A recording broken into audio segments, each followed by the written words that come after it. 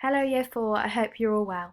Before we start our reading lesson today, can you just have a think about these 5 retrieval questions based on what we read in our session yesterday, please? Pause the video here and have a bit of a think. Off you go. Okay, so number 1, what did Fred say the river water tasted better than? Can you remember? That's right, he said it tasted better than a fresh lemonade in summer or better than a hot chocolate. We know it had a tang of mud to it, didn't we? So I was a bit surprised, I don't know about you, when he said it tasted better than a hot chocolate.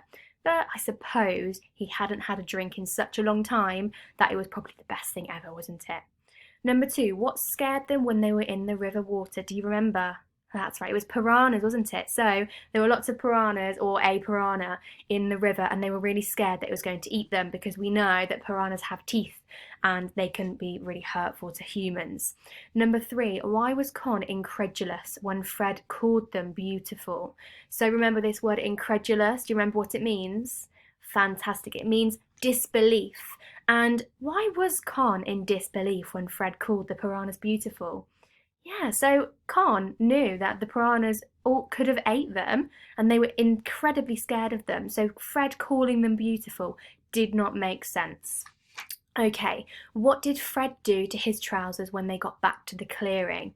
Well, we know that when they got back to the clearing was just after they'd been in the river, so they were very, very wet. So he cut them and made them into shorts, didn't he? Now, why did he do this? Well, we know that they were very, very wet and they were soaking. He didn't want to walk around with soggy trousers. Okay, so in today's lesson, we are going to be identifying and explaining how meaning is enhanced through the choice of words and phrases by the writer. Now, by the end of this session, you'll be able to pick out keywords from a text. You'll be able to read around the keywords in a text to figure out what the word or phrase means.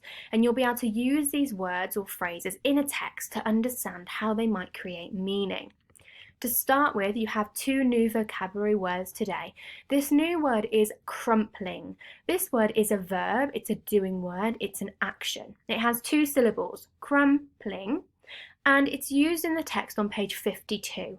Lila's face was crumpling.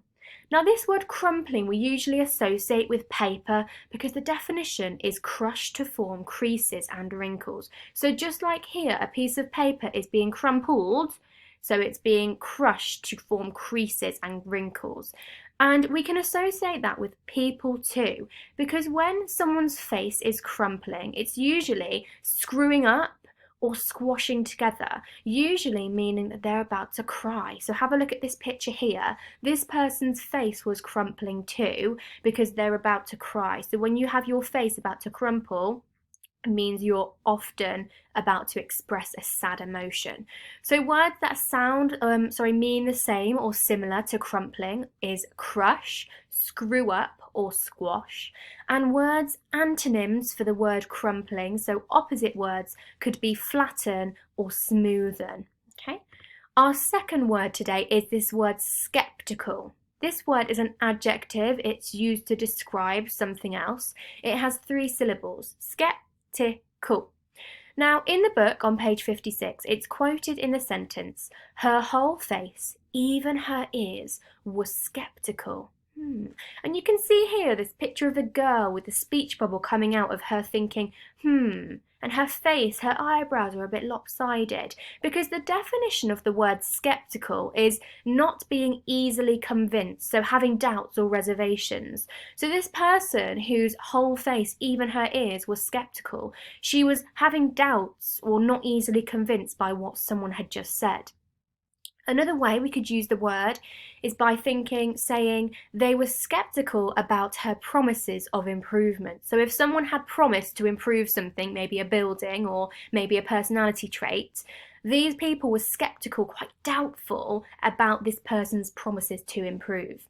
So synonyms that mean the same as skeptical, dubious or doubtful, and antonyms meaning opposite words or near antonyms, words such as certain or convinced. We are going to read on today. We are starting a new chapter all about food. We are going to finish this chapter today because it's only a few pages long. So I am going to read the first 2 pages and then I'm going to hand over to you to read yourself. And it's all included in the resource pack for you, so don't worry. Okay, food, almost. Although Fred had drunk so much water that the skin on his stomach was stretched tight, he was still painfully hungry. His insides ached and growled noisily. Con giggled.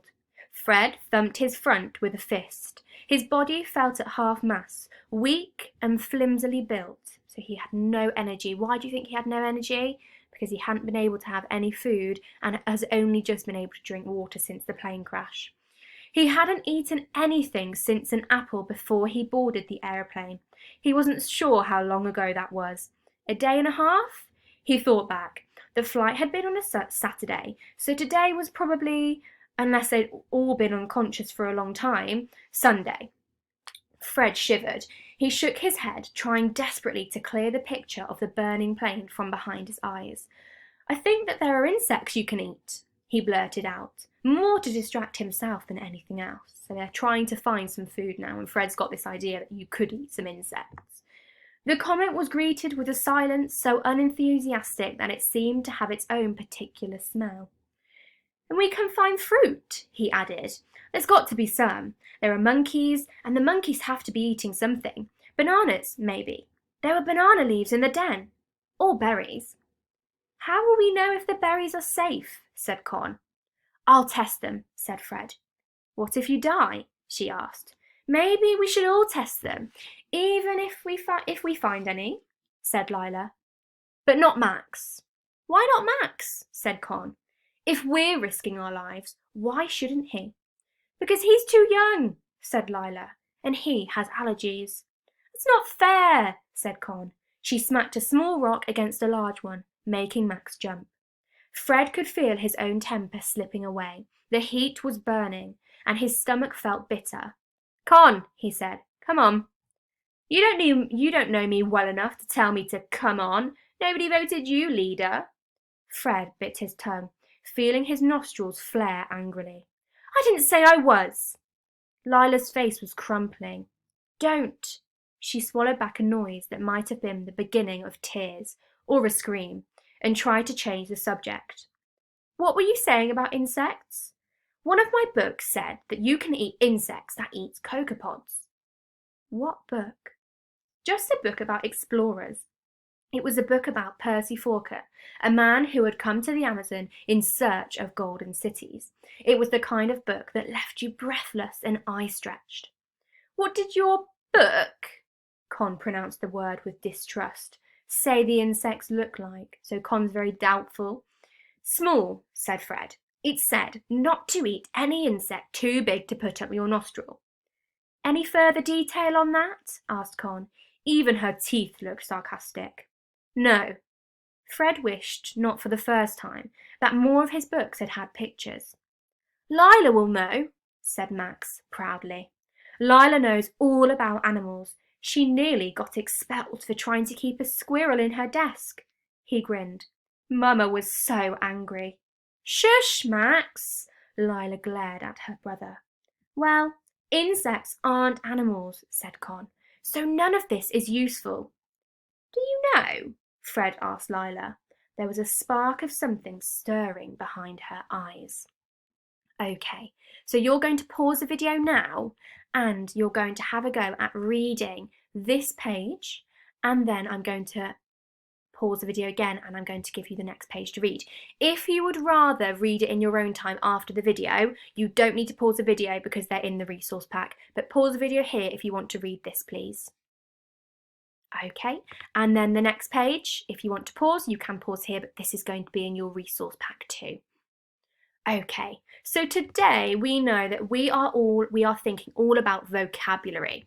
So to help us with vocabulary, we are going to use a vocabulary victor.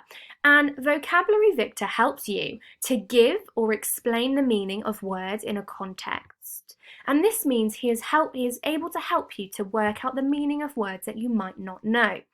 And the way he helps you to do this is by looking at the words or phrases that you're unsure of in the context that they're being stated in.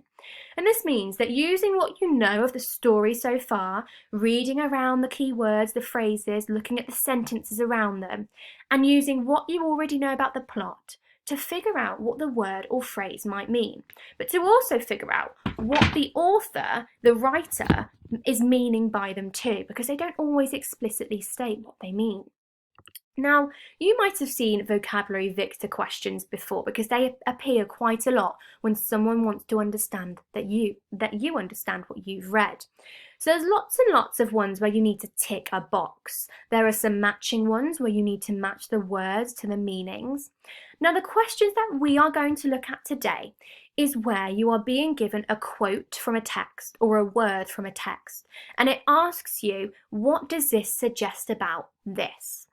Now we're going to have a go at example A together, and then you're going to have your own go at example B. So the first one, her forehead shining with sweat. So what do the words shining with sweat suggest about how Lila had just been moving?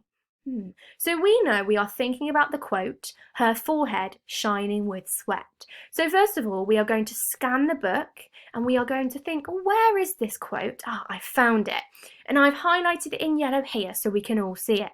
And remember what vocabulary Victor said about reading around the text. So can you just take a moment to read around the text, please? Pause the video here. Okay, so you would have now found the key words in the text, and now you've read around the text. And now we need to think, what is the question asking us to do? It's asking us how Lila had just been moving. Now, moving is often a verb, but I can't see any verbs here to tell me if Lila was running, to tell me if Lila was walking. And that's because I need to use this phrase to tell me without actually telling me how Lila was moving. So if we are shining with sweat, I want to think, what does that normally mean? Does that mean we might have been walking? Does that mean we might have been running? Does that mean we might have been jumping? Does that mean we might have been rolling on the floor? Does that mean we might have been standing still? Have a think. When we sweat, it's often because we've been maybe exercising, or we've been maybe in the heat for too long, which causes our body temperature to get a bit too hot. But then we need to think, in the context of this story, Lila had just been outside of the clearing. It says here, Lila burst out of the trees. Her eyes were raw with relief, which tells me that she just got back from somewhere. And because she was sweating, I'm now thinking, maybe she was running, because when we run, we often sweat. We're using what we already know about the context of the story to know that she'd just been out of the clearing to find some food, and then she's just arrived back and she is now really hot. So now I can start to scaffold my answer. I can start to think, I'm going to answer my question using the words in my first question. So I've started my answer by saying the words shining with sweat suggest Lila might have been moving at a fast pace, perhaps running. So I've answered the question straight away. I've stated this is what I think about Lila and how she's moving. But we now need to think, what makes us think that? So we're now starting to think, how do we know that sweat might mean that Lila's running? Because I'm using my knowledge now that when people often sweat when their body temperature rises from exercise or if it's hot. So I've found the keywords in my text and I've read around the text to understand the context. I've then gone back to the question thinking, what is it asking me? And it's asking me how Lila had been moving. And I'm thinking, how can people move? Could they run? Could they jump? Could they hop? Could they be completely still? And I'm thinking now, what type of movement is going to make Lila sweat? And I'm thinking now about the story that she's actually had to go out of this clearing and come back in a very fast time. So that is what has maybe made her sweat. And then I'm thinking, well, when do we sweat? And I'm linking this back to real life. So hopefully now you can see my thought process behind this. Now it's your turn. So if you find part 2 of this video, and we will continue, and you are going to have your own go at answering your question, linking keywords to the meaning of the text.